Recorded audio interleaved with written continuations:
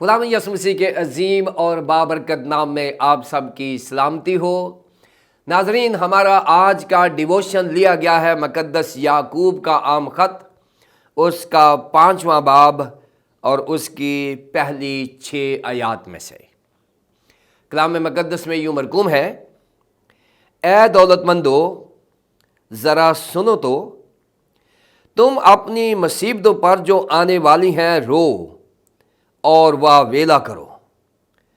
تمہارا مال بگڑ گیا اور تمہاری پوشاک کو کیڑا کھا گیا، تمہارے سونے چاندی کو زنگ لگ گیا، اور وہ زنگ تم پر گواہی دے گا اور آگ کی طرح تمہارا گوشت کھائے گا۔ تم نے اخیر زمانے میں خزانہ جمع کیا، دیکھو جن مزدوروں نے تمہارے کھیت کاٹے، ان کی وہ مزدوری جو تم نے دغا کر کے رکھ چھوڑی چلاتی ہے، اور فصل کاٹنے والوں کی فریاد رب الفاظ کے کانوں تک پہنچ گئی ہے۔ تم نے زمین پر عیش و عشرت کی اور مزے اڑائے، تم نے اپنے دلوں کو ذبح کے دن موٹا تازہ کیا، تم نے راست باز شخص کو قصوروار ٹھہرایا اور قتل کیا، وہ تمہارا مقابلہ نہیں کرتا۔ کلام مقدس کے سنے اور پڑھے جانے پر خداوند اپنی برکت دے، آمین۔ ناظرین، آج ہمارے ڈیووشن کا عنوان ہے روحانی پچھتاوا، اور اسے آپ تک پہنچانے کے لیے ہمارے ساتھ تعاون کیا ہے بیکن لائٹ سے ورڈ ایٹ ورک نے۔ ناظرین، مقدس یعقوب نے اپنے عام خط میں 5 باب لکھے ہیں جو 108 آیات پر مشتمل ہے، اور ان 5 ابواب اور 108 آیات میں مقدس یعقوب نے ایک معیاری باعمل مسیحی ایماندار اور مسیحی ایمان کا احاطہ کیا ہے۔ گویا مقدس یعقوب نے دریا کو کوزے میں بند کر دیا ہے۔ اگر آپ مقدس یعقوب کے 5 ابواب کو غور سے دیکھیں تو پہلے باب میں مقدس یعقوب نے ایمان کے امتحان کی بات کی ہے کہ اگر ایک مسیحی ہے تو اسے اپنے ایمان میں تمام آزمائشوں پر غالب آنا ہے۔ پھر دوسرے باب میں ایمان کے خواص یعنی ایٹریبیوٹس آف فیتھ کہ ایمان کی خوبیاں کیا ہیں وہ بیان کیا گیا ہے۔ پھر تیسرے باب میں ایمان اور مسیحی طرز زندگی سے متعلق بتایا گیا ہے کہ باعمل ایمان میں مسیحی طرز زندگی ہوتی ہے اور وہ اسی سے ہی اپنے ایمان کی پہچان کرواتا ہے۔ چوتھے باب میں ایمان اور سماجی برائیوں کا ذکر کیا گیا ہے کہ ہم اس معاشرے میں رہتے ہیں اور بہت ساری ایسی سماجی برائیاں جو ہمارے سماج میں ہیں، ایمانداروں کی زندگی کا بھی حصہ بنی ہوئی ہیں، مقدس یعقوب نے ان کو بھی اٹینڈ کیا ہے۔ اور پھر اب 5ویں باب میں مقدس یعقوب نے ایمان اور روحانی اقدار کی بات کی ہے، یعنی خداوند کا بندہ، خداوند کا بھائی، وہ اب بتانا چاہتا ہے کہ ایمان کی صفات کیا ہے، ایمان کی اقدار کیا ہے۔ یہاں پر ہم دیکھیں گے پہلی 6 آیات میں کہ کس طرح سے ایمانداروں کو، ان ایمانداروں کو جن کو اب اس نے ایڈریس کیا ہے، وہ ہے اے دولت مندو، اے دولت مندو۔ اور دولت مندوں کے لیے مقدس یعقوب رسول نے پلوسیوئے کا لفظ استعمال کیا ہے۔ اس کا مطلب یہ ہے کہ مقدس یعقوب جو ہے، اگر وہ 4 باب کے آخر میں غریب ایمانداروں کی بات کر رہا ہے تو اب مقدس یعقوب رسول جو ہیں وہ دولت مندوں کی بات کر رہے ہیں، اور ان دولت مندوں کی جنہیں ایمان کے لیے بلایا گیا، جنہیں مسیحی طرز زندگی کے لیے بلایا گیا، لیکن انہوں نے بھی اپنے مسیحی ایمان کے معیار کو کامل نہیں کیا، پورا نہیں کیا، اس پر وہ قائم نہیں رہے۔ پلوسیوئے وہ ایماندار جو پہلی صدی کے امیر ایماندار تھے، یہاں پر مقدس یعقوب نے انہیں اے بھائیوں کہہ کر نہیں پکارا، بلکہ پلوسیوئے یعنی اے دولت مندو سنو تو، یعنی ایک وارننگ دی گئی ہے اور انہیں دولت مند کہہ کر پکارا ہے۔ ناظرین، یہاں پلوسیوئے کا ترجمہ دولت مند کیا گیا ہے، لیکن یونانی زبان میں اس کا ترجمہ دولت مند نہیں ہے، بلکہ the one who loves money، وہ جو دولت کو پیار کرتا ہے۔ اگر اس کا ترجمہ دولت پرستوں کیا جاتا تو زیادہ یونانی زبان کے قریب ہوتا، کیونکہ بائبل مقدس میں دولت مند ہونا سچ کوئی بری بات نہیں ہے، کیونکہ ہماری بائبل مقدس میں بہت بڑے بڑے ہیرو جو ہیں، اگر ہم باپ ابراہیم کی بات کرتے ہیں، اسحاق کی بات کرتے ہیں، یعقوب کی بات کرتے ہیں، مقدس داؤد کی بات کرتے ہیں، سولمن بادشاہ کی بات کرتے ہیں، اور یہ سارے وہ بائبل کے ہیروز ہیں جو بہت دولت مند تھے۔ یہاں بات دولت کی نہیں ہے، یہاں دولت پرستی کی بات ہو رہی ہے۔ دولت پرستی جو ہے یہ بائبل مقدس کے منافی ہے، اور ان سے کہا گیا ہے کہ ذرا سنو تو دولت پرستوں کا کیا حال ہوگا، تم اپنی مصیبتوں پر جو آنے والی ہیں رو اور واویلا کرو۔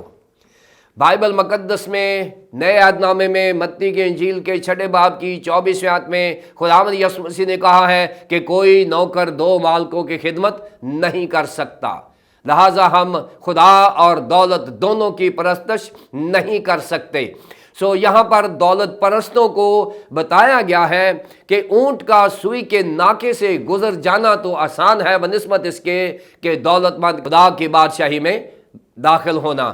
دولت پرستی کی یہاں بات ہو رہی ہے۔ دولت اچھی چیز ہے اگر خداوند نے آپ کو برکت دی ہے اور وہ خدا کے جلال کے لیے استعمال ہو رہی ہے، لیکن اگر ہمارا دل و دماغ دولت پر لگا ہوا ہے اور خدا پر نہیں ہے تو اس کا مطلب ہے کہ ہمارا دھیان دولت پر ہے، خدا پر نہیں ہے۔ یہاں مقدس یعقوب نے پہلی آیت میں آگاہ کیا ہے کہ دولت مند جو ہیں وہ دولت پرست نہ بنے، اگر دولت پرست بنیں گے تو پھر یہ گناہ ہے۔ پھر دوسری آیت سے 6 آیت تک مقدس یعقوب نے دولت مندوں کے 4 گناہوں کا ذکر کیا ہے۔ مقدس یعقوب جو ہیں وہ دولت پرستوں کو 4 گناہوں سے انتباہ کر رہے ہیں۔ پہلی بات کہ وہ زمین پر ذخیرہ اندوزی کرتے ہیں، زمین پر اپنا مال جمع کرتے ہیں، جبکہ بائبل مقدس کہتی ہے کہ اپنا خزانہ آسمان پر جمع کرو۔ ذخیرہ اندوزی، پھر جب ذخیرہ اندوزی کرتے ہیں تو اس کے لیے ان کو انصاف کا قتل کرنا پڑتا ہے، اور یہاں بے انصافی دوسرا جرم ہے جو دولت پرست کرتے ہیں۔ تیسرا جرم یہ ہے کہ جب زیادہ دولت آتی ہے تو انسان عیش پرست ہو جاتا ہے، عیش و عشرت میں چلا جاتا ہے۔ یہاں تیسرا گناہ جو ہے عیش و عشرت ہے، اور چوتھا گناہ ہے راست بازوں کا قتل، یعنی غریب ایماندار جو اپنی محنت مزدوری کرتے ہیں ان کے لیے فصل کاٹتے ہیں، اور امیر ایماندار ان کی حق تلفی کرتے ہیں اور ان سے بے انصافی کرتے ہیں اور ان کو قتل کرتے ہیں۔ یہ 4 بڑے جرم ہیں جو دوسری آیت میں بیان کیے گئے ہیں، دوسری سے 6 آیت تک۔ تمہارا مال بگڑ گیا، تمہاری پوشاک کو کیڑا کھا گیا، تمہارے سونے چاندی کو زنگ لگ گیا، اور وہ زنگ تم پر گواہی دے گا اور آگ کی طرح تمہارا گوشت کھائے گا۔ تم نے اخیر زمانہ میں خزانہ جمع کیا۔ ناظرین، یہاں پر اس وقت کی جو ٹریڈ ہے، جو کاروبار ہے، اس کا بھی ذکر کیا گیا ہے۔ یہودیوں میں 3 کاروبار جو ہے یہ بڑے اہم تھے جن سے وہ بڑا بزنس کرتے تھے۔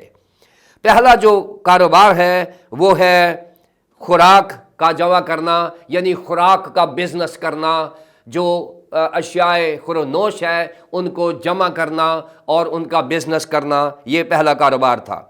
दूसरा, यहूदियों में पहली सदी में जो कारोबार था वो कपड़े का था।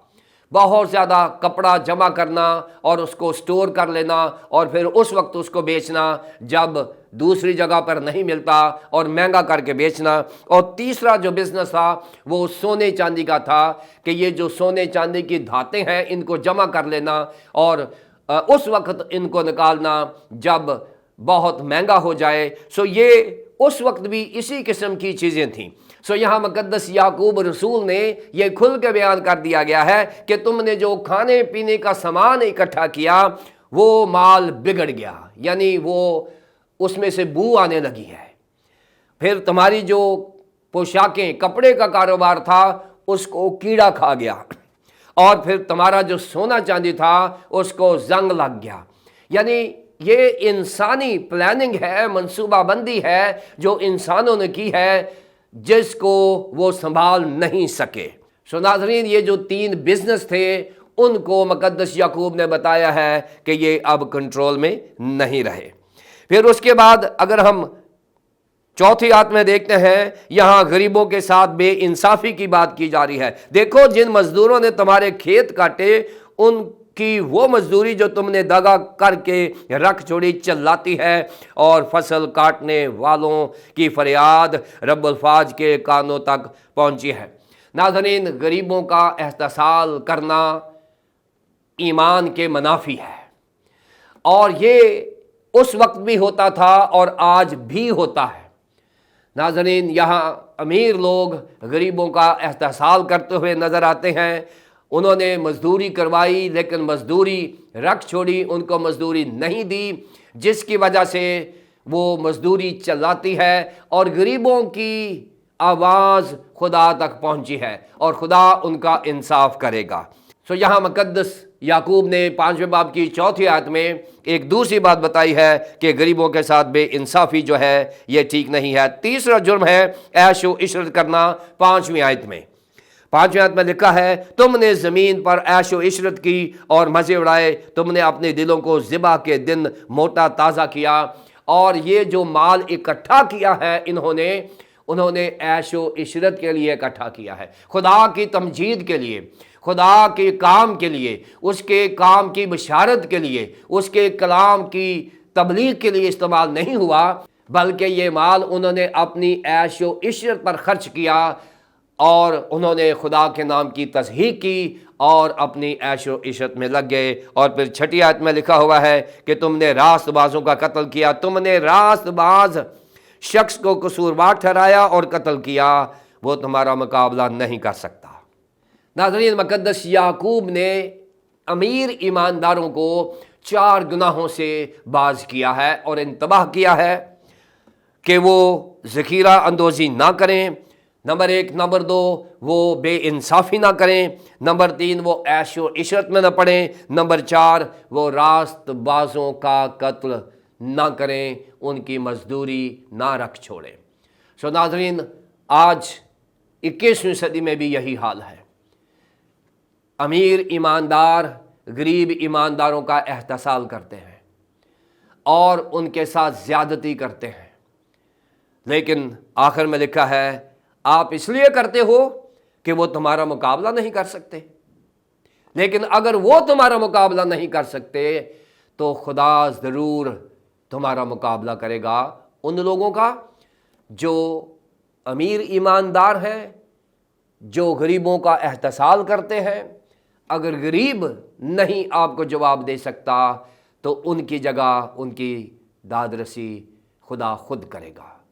सो पहली 6 आयत में मुकद्दस याकूब ने इंतबाह किया है कि ए दौलत परस्तो बाज आओ और अपने अमीर ईमानदार भाइयों के साथ मिलकर चलो, उनको साथ लेकर चलो। दौलतमंद हो तो कोई बात नहीं, दौलत परस्त हो तो बुरी बात है। खुदावंद हमें दौलतमंद ज़रूर बनाए, लेकिन दौलत परस्ती से हमें बचाए रखे। खुदा बाप, खुदा बेटे, खुदा पाक रूह के नाम से आमीन।